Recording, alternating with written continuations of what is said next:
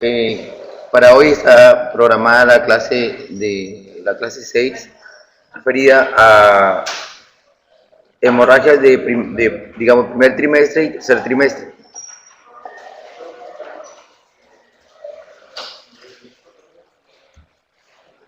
Bien, dentro de las patologías de primer trimestre, vamos a considerar tres: el embarazo ectópico,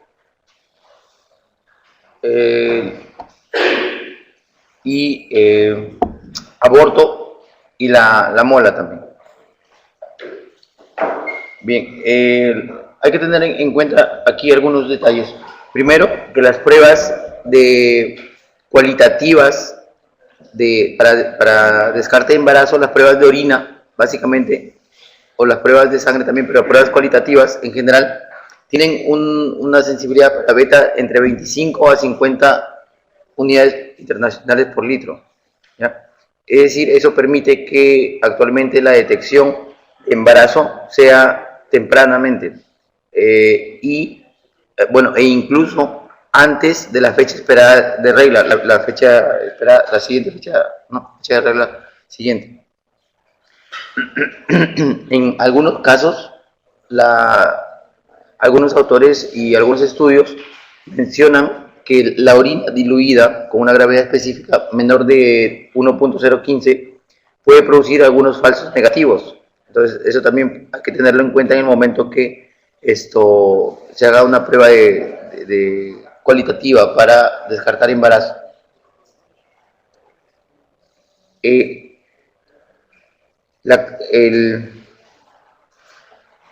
Una de las causas comunes de sangrado en el primer trimestre es el sangrado por implantación.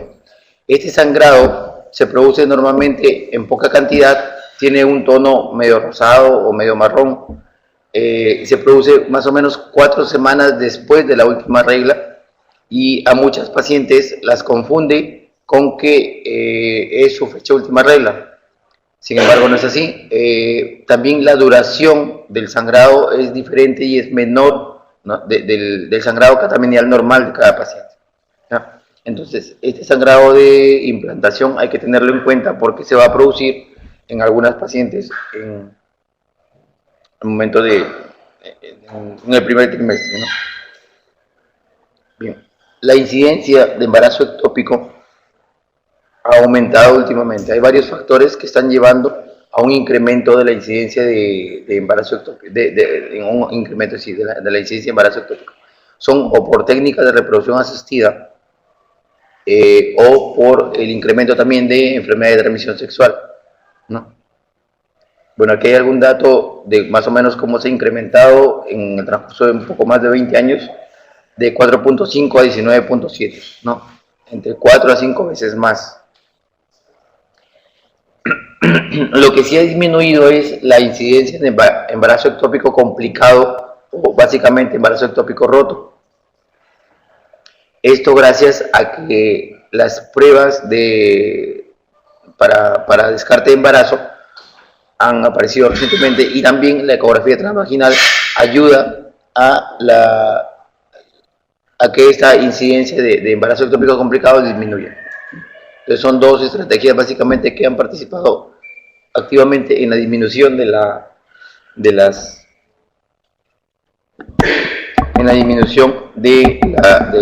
incidencia de embarazo ectópico roto.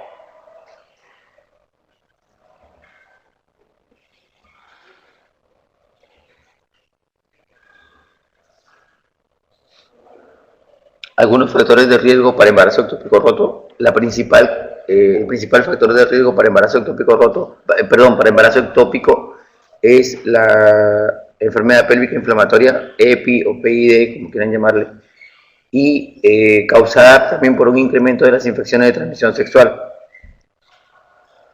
El haber tenido un embarazo ectópico previo aumenta también, o es un factor de riesgo, al igual que cirugías previas abdominales o pélvicas. Cirugías tubarias también es otro factor de riesgo. Por ejemplo, los pacientes que se someten a ligadura de trompas, se les tiene que informar que ellas están en riesgo de hacer embarazo ectópico, ¿no?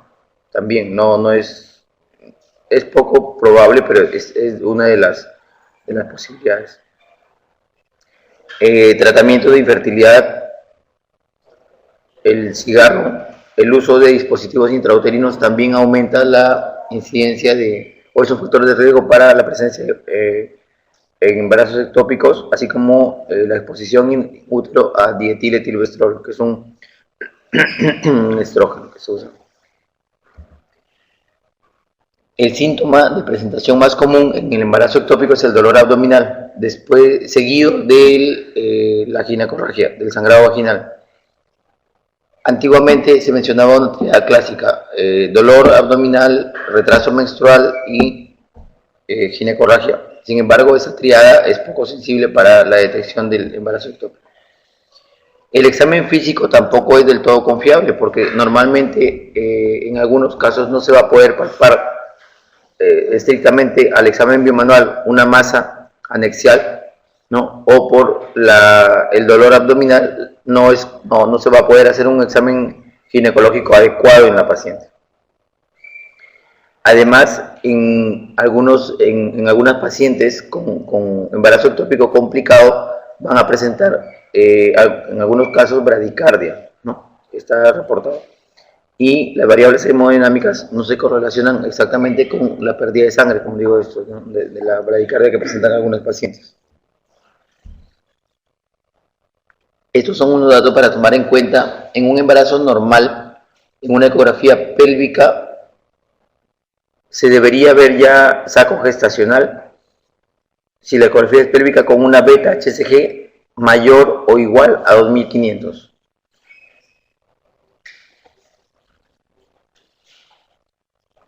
Y con la ecografía transvaginal, el saco gestacional debería ser visto ya con una beta de mayor o igual a 1500 miliunidades.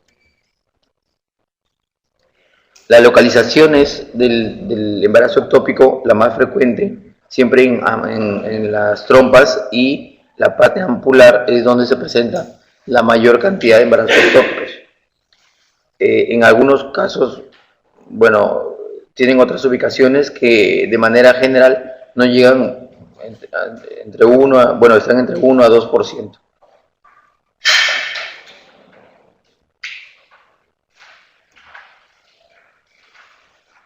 Acá algunos hallazgos ecográficos en embarazo ectópico,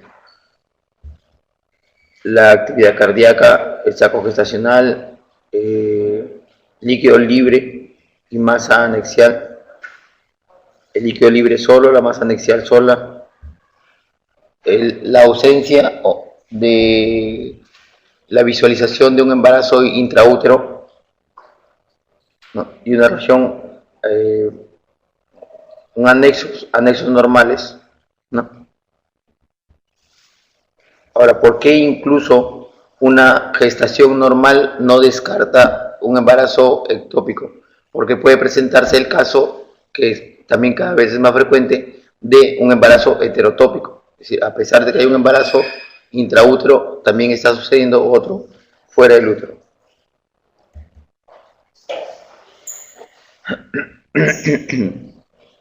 Para el manejo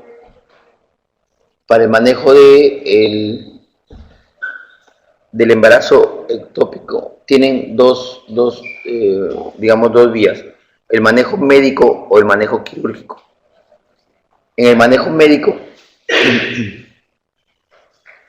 se menciona, o se hace uso de metotrexate a dosis de 50 miligramos por metro cuadrado por vía intramuscular y se aplica una sola dosis. Ahora, hay algunas condiciones que van a facilitar o que van a facilitar el éxito de esta terapia. Uno, la estabilidad hemodinámica, que no haya sangrado activo en la paciente o signos de hemoperitoneo, un embarazo ectópico no roto con un tamaño menor de 3 centímetros y medio y con una beta menor de 15.000 miliunidades por mililitro.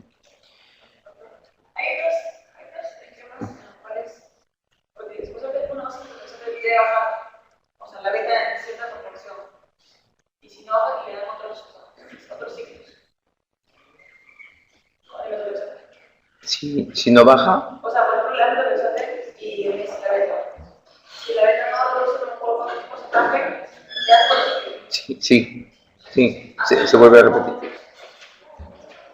Sí, cuando esto se puede intentar otro ciclo, normalmente se sugiere una sola dosis, pero se puede intentar otro ciclo si es que la beta estaba descendiendo, pero no desciende lo esperado, ¿no? Lo suficiente. Y también hay que tener en cuenta que en el manejo médico los efectos secundarios que produce el metotrexate son a nivel abdominal, es decir, molestias de tipo abdominal o dolor abdominal. Ahora, cuando se le está haciendo manejo médico y presenta efectos secundarios, hay que descartar que las molestias abdominales que presenta la paciente no sean debidas a una complicación del embarazo ectópico y no por los efectos secundarios del metotrexate. Bueno, dentro del manejo quirúrgico, el manejo quirúrgico es la laparotomía exploratoria o la laparoscopía también. Se hace, incluso actualmente se está haciendo manejo laparoscópico de embarazos ectópicos complicados. O sea, pacientes también con compromiso hemodinámico, igual que si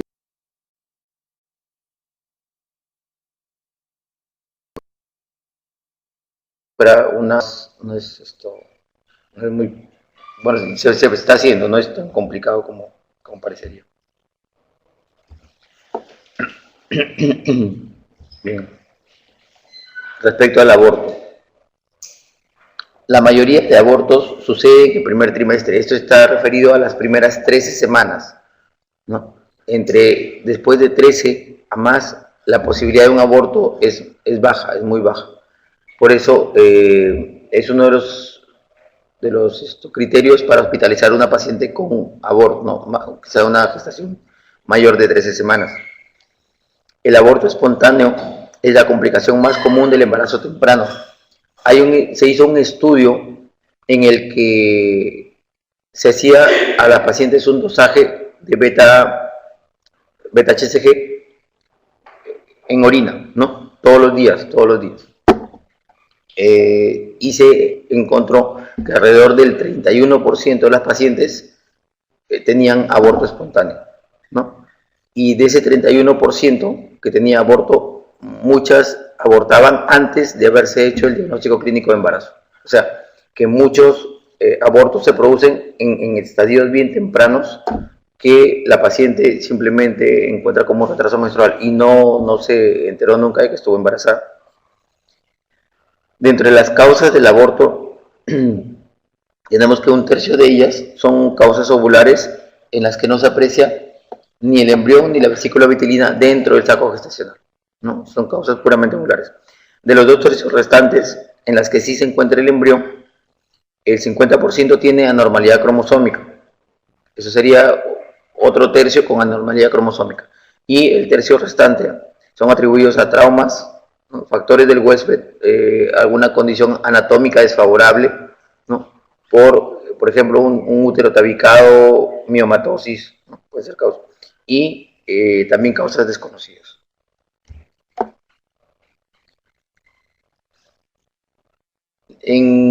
Hay algunos estudios que encuentran relación entre pacientes que tienen sangrado en el primer trimestre de su embarazo con resultado adverso de la gestación en etapas posteriores. Es decir, pacientes que en el primer trimestre presentan sangrado pueden presentar después aborto, parto pretérmino, rotura prematura de membranas o retardo de crecimiento intrauterino. Algunos factores de riesgo asociados con el aborto. La edad materna, una gestación temprana, el incremento de la paridad, embarazos primeros, historia ya de pérdidas anteriores, algunas toxinas también están incluidas, el uso de drogas AINES, bajo consumo de plaquetas, de folatos, índice de masa corporal materno menor de 18 o mayor de 25, enfermedad celíaca y también infecciones maternas.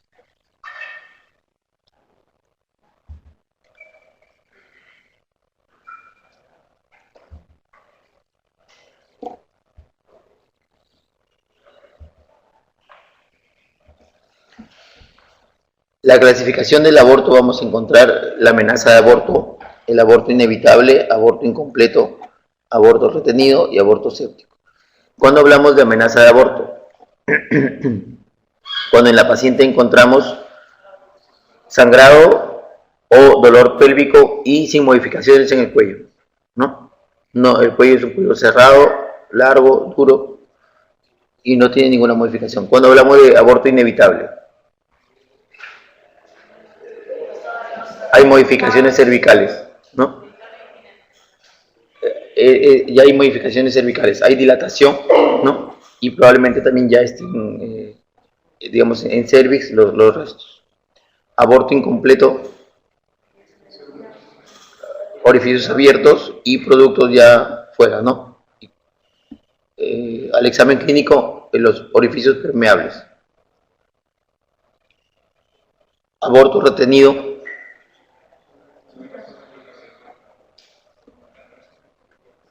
Aborto retenido cuando quedan restos. Cuando quedan restos es retención de restos, ¿no? Y generalmente es con orificio cerrado también. ¿Ya? El aborto retenido está más referido al tiempo de que una gestación ha dejado de estar activa y esto persiste dentro del útero, ¿no? 8 semanas. El frustro es el que está inactivo. Claro, está inactivo.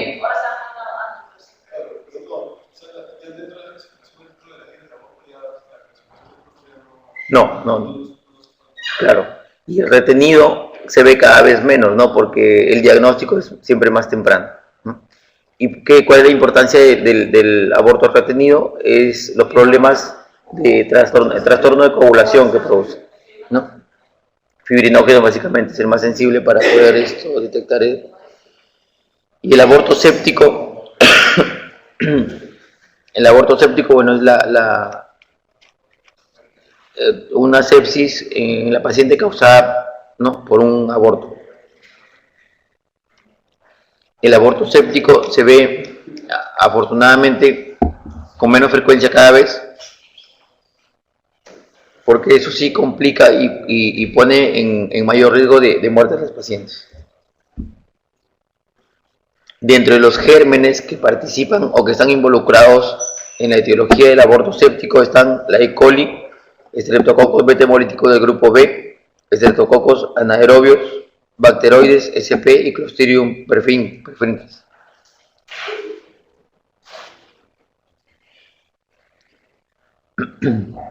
Bueno, algunos criterios ecográficos. Algunos criterios ecográficos para determinar que una gestación ya no está viable, ¿no? Esto nos es útil en el momento de que vamos a determinar, por ejemplo, pacientes con amenaza de aborto o que tengan un aborto frustro, ¿no?, o retenido. Como de manera general, una gestación de primer trimestre en la que el latido cardíaco esté entre 140 y 160 es una gestación con buen pronóstico. Si la frecuencia cardíaca fetal tiene menos de ese rango, ¿no?, y más próximo a 90 o 100, bueno, como si fuera una bradicardia fetal, va a tener peor pronóstico. Digamos, es que queremos anticiparle a la paciente con amenaza de aborto cómo le va a ir con su gestación. La ausencia de embrión en un saco gestacional de por lo menos 25 milímetros de diámetro mayor, ¿no? También nos va bueno, si tenemos un saco gestacional con diámetro mayor de 25 y no vemos embrión, entonces esa gestación probablemente ya no aparezca embrión, ¿ya? Entonces sería suficiente para decir, bueno, ya hay una gestación, un aborto, una gestación evolutiva, aborto frustro. La ausencia de saco de vesícula vitelina cuando el diámetro del saco gestacional es de 13 milímetros es otro criterio para considerar una gestación no viable. La ausencia del polo embrionario cuando el saco gestacional tiene ya un diámetro mayor por vía transvaginal mayor de 18 milímetros. Y lo otro es ausencia de actividad cardíaca cuando la longitud coronilla rabadía es de por lo menos 5 milímetros.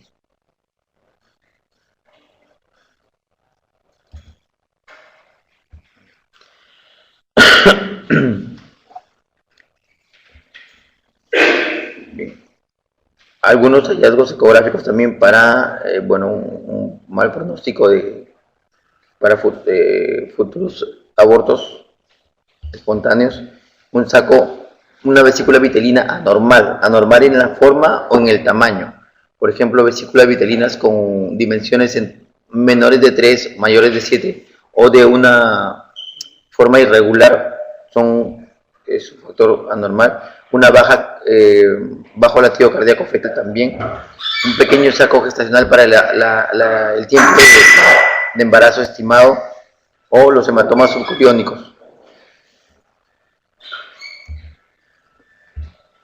Bien. Hay hallazgos ecográficos en un embarazo normal. Tenemos que a las 5 semanas se debería apreciar saco gestacional.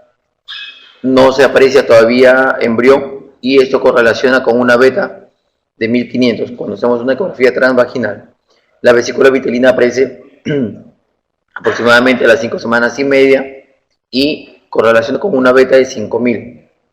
A las 6 semanas ya debería apreciarse el polo fetal, medir entre 2 a 3 milímetros y coincidir con una beta entre 13.000 a 15.000. Y a las 6 semanas ya debería apreciarse actividad cardíaca con un embrión de por lo menos 5 milímetros.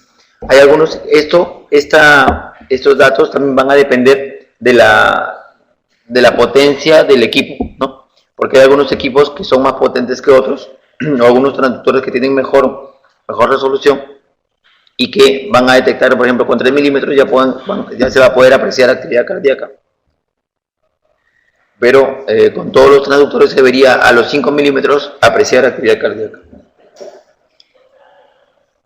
Bueno, el manejo. Para el manejo del aborto tenemos el manejo expectante, es generalmente el que se aplica a pacientes con amenaza de aborto, en las que se les va todavía a considerar la posibilidad de que la gestación sea viable y se les va a dar reposo y alguna medicación. En general se usa como medicación en pacientes con amenaza de aborto la progesterona a dosis de 200 miligramos cada 12 horas, ¿no? Eso hasta mantener,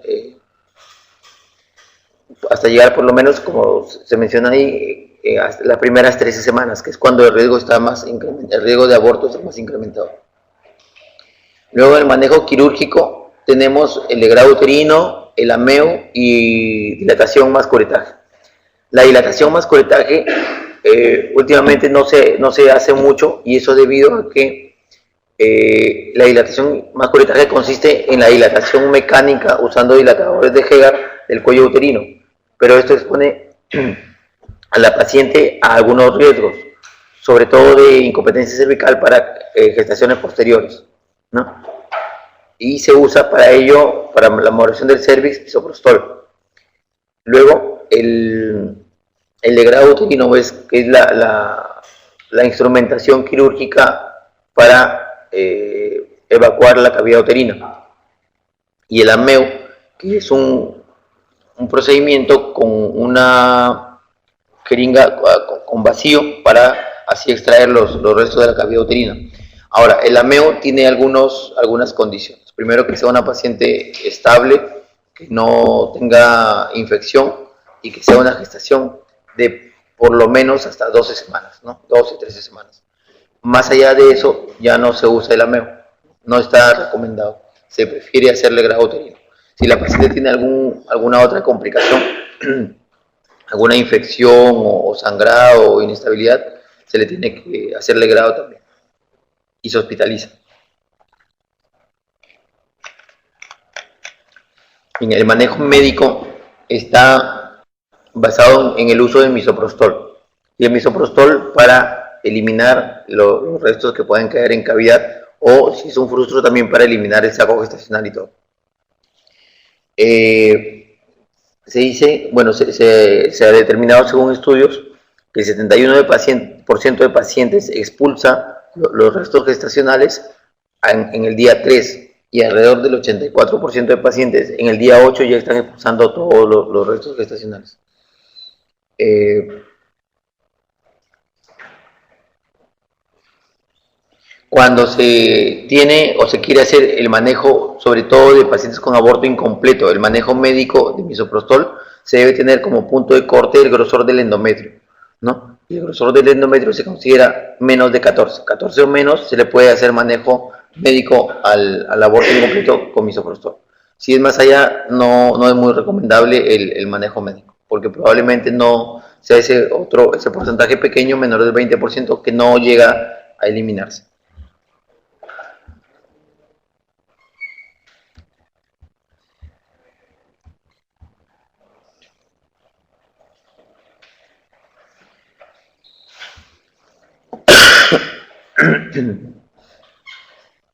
Bien, considerando como hemorragia del tercer trimestre, placenta previa, mencionamos la definición de placenta previa cuando la inserción placentaria se presenta en el segmento uterino inferior y se antepone a la presentación fetal, ocluyendo total o parcialmente el orificio cervical interno. La incidencia está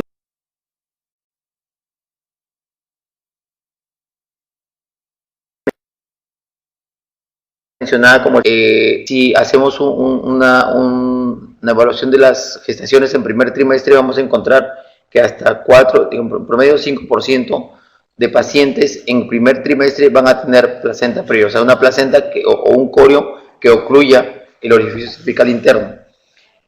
Esta modificación en estas cifras, entre el 5, 4 a 6% y el 0.5% de gestaciones a término, se debe al fenómeno de migración placentaria, es decir, al desplazamiento que sufre la placenta durante los 2 primeros trimestres. Por eso, para el diagnóstico definitivo, diagnóstico final de una placenta previa, se debería hacer una ecografía. Si la abdominal no puede cubrir, no puede precisar la ubicación de la placenta, entre las 28 y las 30 semanas por vía transvaginal.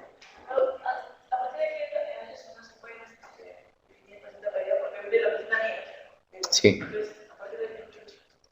Se menciona que 25 semanas, ¿no? Pero otros prefieren con seguridad ya sin migración hasta las 30 semanas.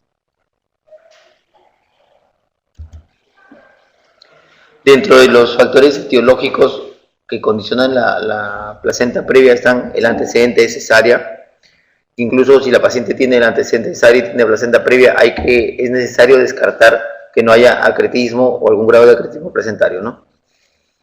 Los legrados uterinos también condicionan a la presencia de placenta previa, la multiparidad, la edad de la paciente mayor de 35 años, la presencia de miomatosis uterina, un embarazo gemelar, el tabaquismo y también la residencia en altura.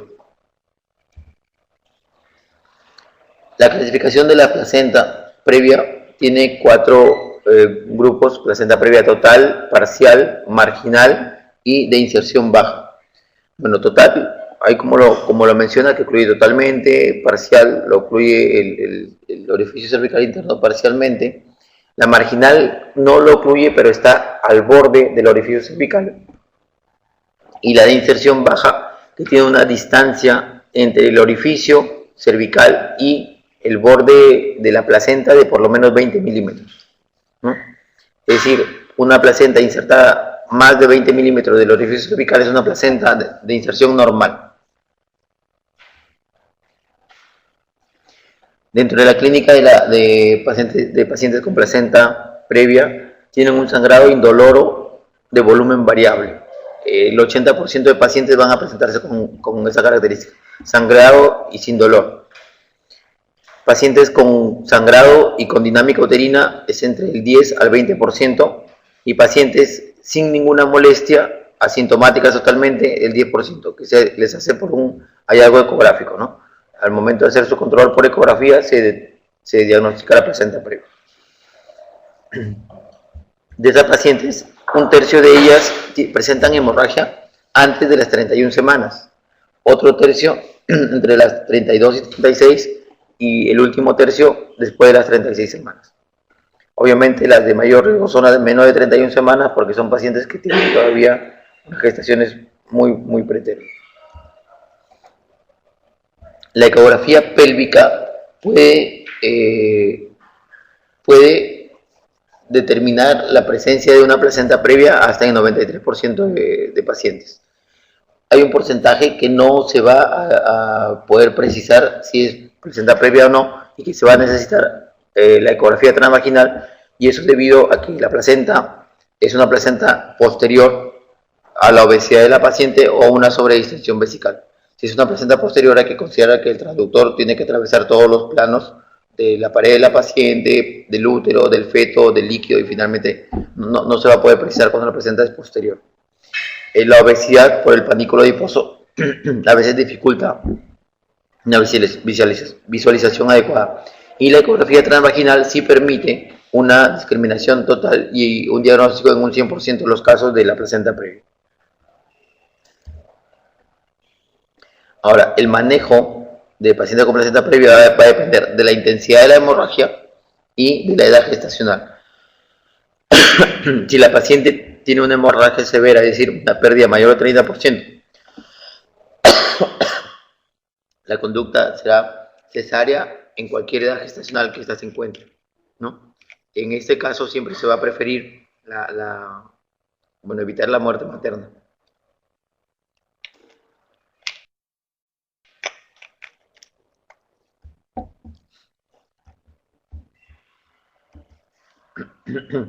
Cuando la hemorragia es moderada, es decir, una pérdida entre 15 a 30%, igual, si es más de 36 semanas se prefiere ya terminar la gestación.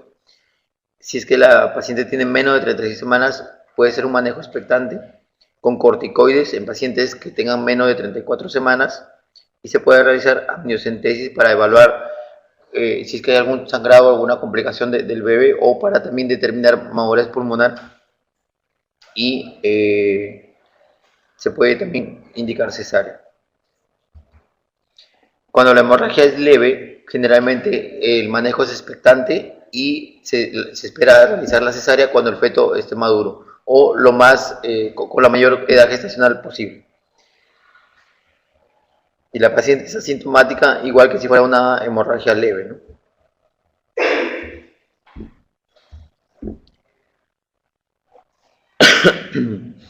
En desprendimiento de placenta es la separación de la placenta después de las 20 semanas de gestación. La incidencia de esta patología es de 1 a 3%. Entre las causas están la hipertensión materna, tabaquismo materno o el uso de cocaína, un cordón umbilical corto, anomalías uterinas, edad materna avanzada, trabajo físico, mala nutrición, multiparidad, traumatismo uterino directo. Este DPP se puede presentar en pacientes que son víctimas de agresión o de accidentes, ¿no? La versión cefálica externa también predispone a la posibilidad de un DPP. La amniocentesis también es otro de los procedimientos que puede predisponer a la paciente a DPP, y la rotura prematura de membranas, sobre todo cuando son pacientes que tienen, sobre todo en pacientes que tienen polihidramnios, pacientes con polihidramnios y que hacen rotura prematura de membranas por la descompresión brusca y de gran cantidad de volumen, están más propensas a hacer DPP. Más del 90% de los recién nacidos con desprendimiento de placenta pesan más de 1.500 gramos. De las pacientes que presentan DPP, 20% manifiesta síntomas antes de las 28 semanas. El otro 20% entre las 28 y 33, y hasta un 40% entre las 32 a 36. Hasta 14% de los niños que sobreviven obtienen o presentan deterioro neurológico permanente con parálisis cerebral mayormente. La separación de la placenta puede ser completa, parcial o marginal. Cerca del 48% de DPP se considera leve, que tiene grado 1, que es más o menos 25% de desprendimiento de placenta. El 27% es de grado moderado, que es menos del 50 y más del 25, y de grado severo es solo el 24%.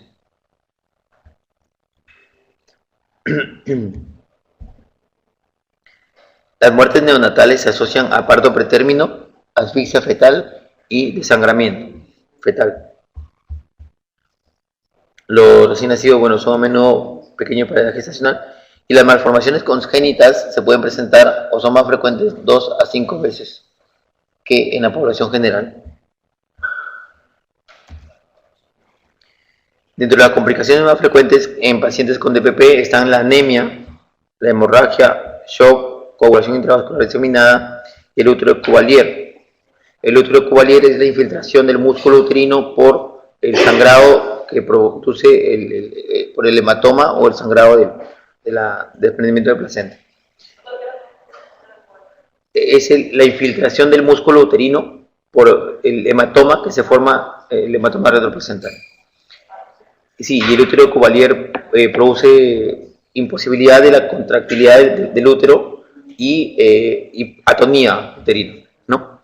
Y también se le puede, en algunos casos, la mayoría de pacientes con útero cuvalier terminan en histerectomía.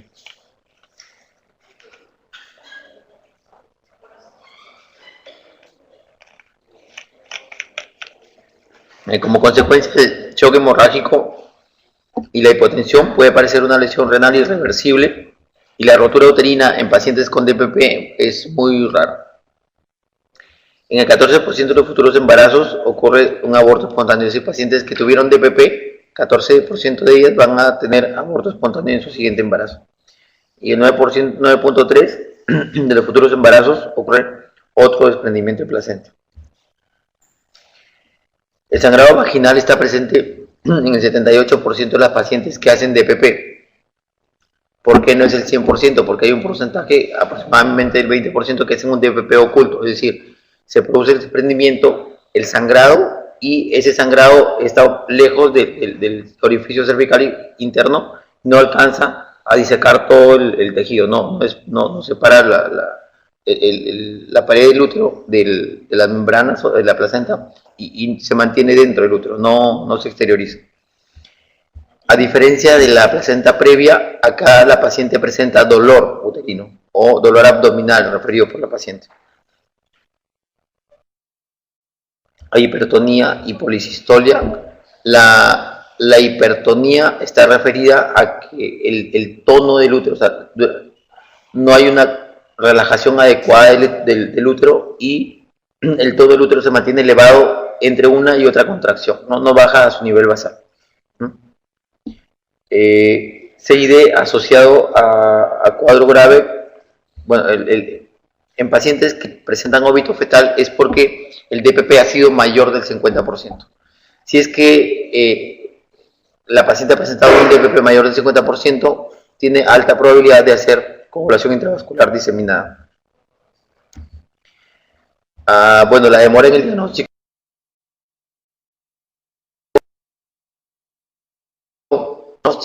de DPP es básicamente un diagnóstico clínico.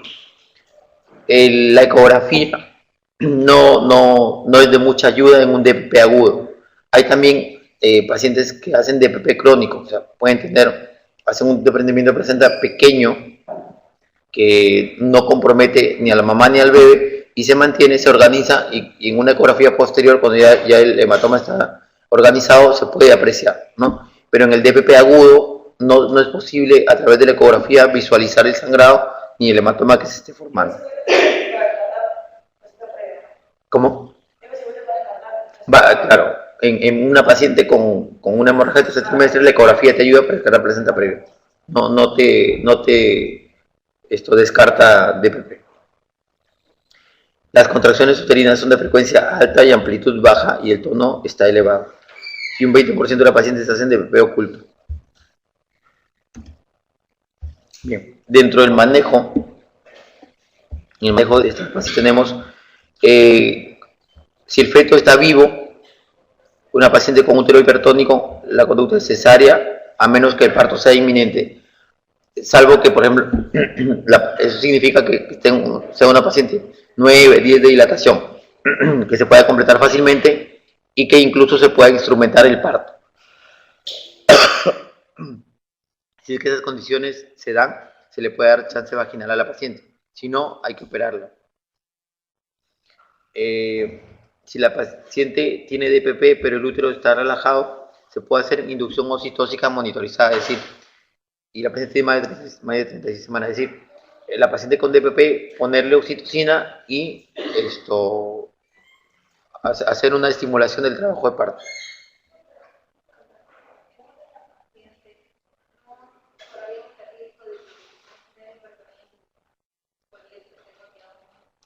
No, porque acá te dice que puede haber un DPP con un útero relajado, si es que la paciente tiene el útero relajado. Claro, sí, es más riesgo, pero por eso se le hace inducción monitorizada. Ahora, eso te implica o incluye que tengas una sala de operaciones disponible en el momento en que la paciente se descompense, ¿no? Pero está indicado entre de los manejos que se pueden hacer, o sea, sí se puede hacer, ¿no? Es igual como que a una cesárea anterior se le puede estimular con oxitocina. ¿A una cesárea anterior se le puede estimular con oxitocina? Sí, ¿no es cierto?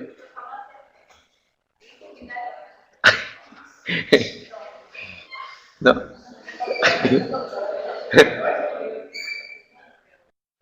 ¿No? Pero la indicación de estimulación sí se puede, ¿no? O sea, sí se está indicado en algunos casos hacer estimulación con oxitocina en pacientes con cesárea. Bien, si la paciente tiene menos de 36 semanas, primero asegurarnos de que tiene una edad suficiente como para la maduración pulmonar con corticoides y evaluar individualmente el caso, ¿no? Va a depender de qué porcentaje tenga, cómo esté manejándose sus parámetros de sanguíneos, ¿no?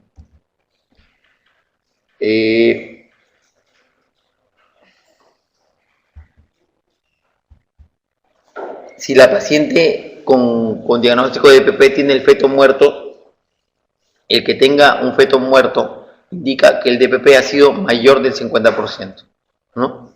Y que el bebé ha sido incapaz de soportar este fin. Ahora, la posibilidad de que esa paciente con DPP y feto muerto haga CID es de alrededor de 30%. Preferentemente, si es posible, la vía de parto sería la vía vaginal. Si no, hay que terminar la gestación, bueno, igual por cesárea, ¿no? Ahora, hay que tener en cuenta que, como se menciona, el DPP, como se decía, el DPP puede ir aumentando en porcentaje. Ese aumentar en porcentaje significa que también el volumen de sangrado, ¿no?, que está entre la placenta y el útero va a aumentar, y que además ese volumen de sangrado que está aumentando se puede infiltrar. Es decir, son pacientes a las que hay que monitorizar muy estrictamente, porque en el afán de quererles dar chance vaginal o un parto vaginal finalmente, se puede complicarlas y producirles un útero de Cuvalier, ¿no? Y terminar en una histerectomía.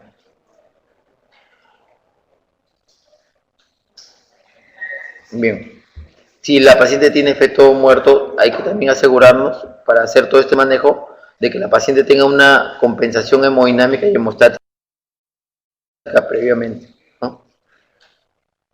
Es decir, que si la paciente tiene un DPP mayor del 50% y su riesgo de CID es del 30%, entonces tenemos que evaluarla previamente con parámetros hematológicos, ¿no? O hemostáticos también.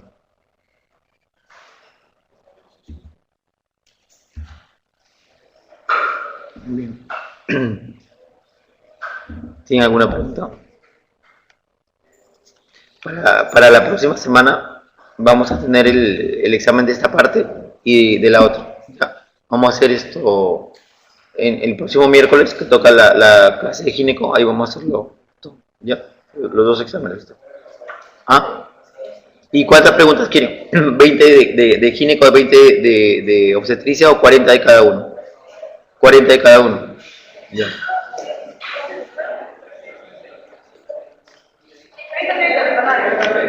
30, ya.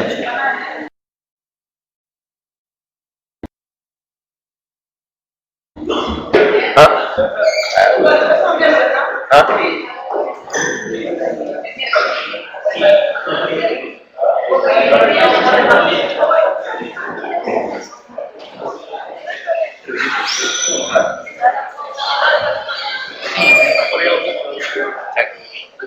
por el partido de Viernes, seguro.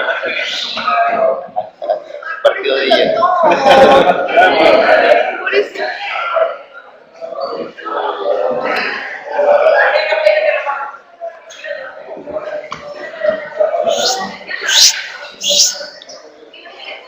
Sí, que estás en el que tiene muchos pacientes, ¿eres tú? ¿Listo?